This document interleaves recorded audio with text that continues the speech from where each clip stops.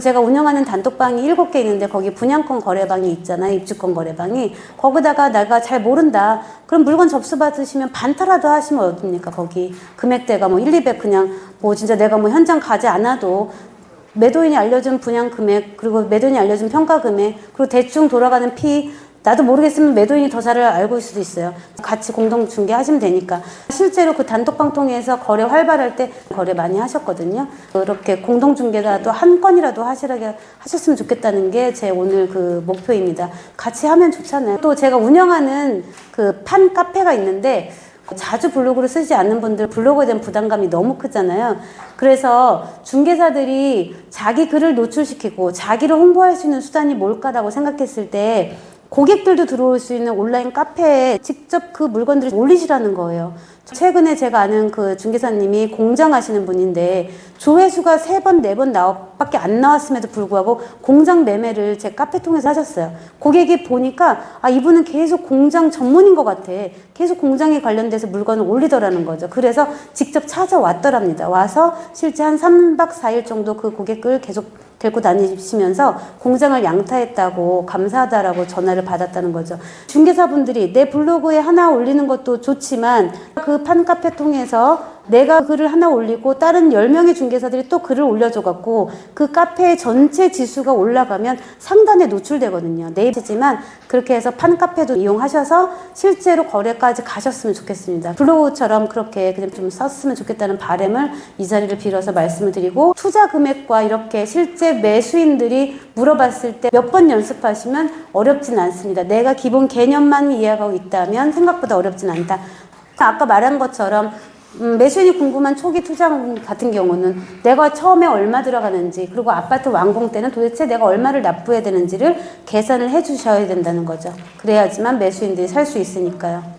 그리고 입주권은 분양권하고 완전 다른 게 처음 살 때 등기비용도 다 들어가고 2번 취득세를 내거든요.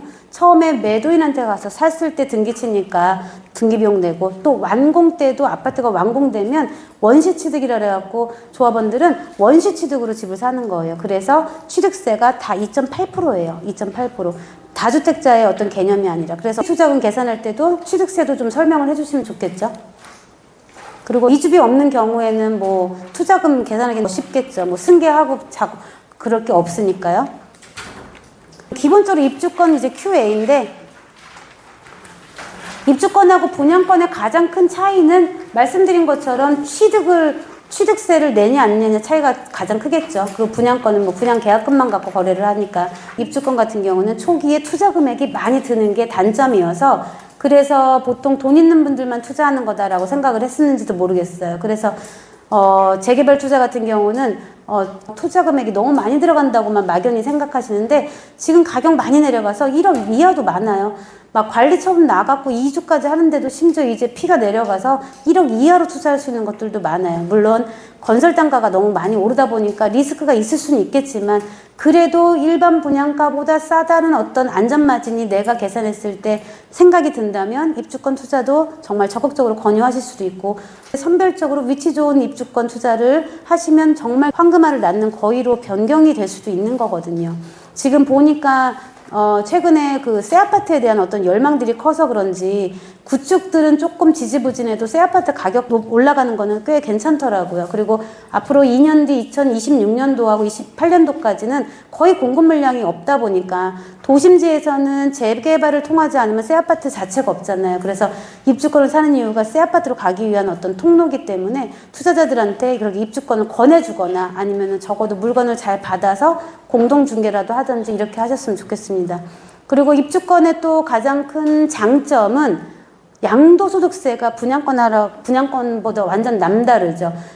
분양권 양도소득세는 사실 미쳤잖아요. 어떻게 그렇게 오래 보유해도 66% 세율을 때리고 77% 세율을 때리는데 2년만 보유하시면 입주권은 원래 중과가 없어요. 그래서 예전에는 19년도까지만 해도 1년만 보유했어도 일반 세율을 줬어요. 그러니까 1억 투자해서 1억 돈 먹기가 금방 너무너무 쉬웠어요. 1년만 있으면 계약하고 조금 있다가 잔금 치르고 조금 있다가 한 6개월 뒤에 내놓으면 1년 잔금 금방 가잖아요. 그래서 1억 투자해서 1억 그렇게 일반 세율로 1년만 갖고 오셨으면 일반 세율로 갔는데 지금은 이제 2년으로 늘었죠. 입주권도 2년은 보유해야지만 일반 세율로 가는 거잖아요. 중개보수도 좀 높은 편에 속하는데 분양권은 사실 중개보수 계산법도 너무 웃기잖아요. 투자 금액만 갖고 중개보수를 책정하니까 정말 말도 안 되는 중개보수가 나오니까 입주권은 그렇지 않잖아요. 총 매가 자체가 높기 때문에 보통은 거래 그 퍼센트도 0.9%까지도 받을 수 있다고 말씀드렸기 때문에 그런 면에서 모든 게 자유롭다 이렇게 생각하시면 됩니다.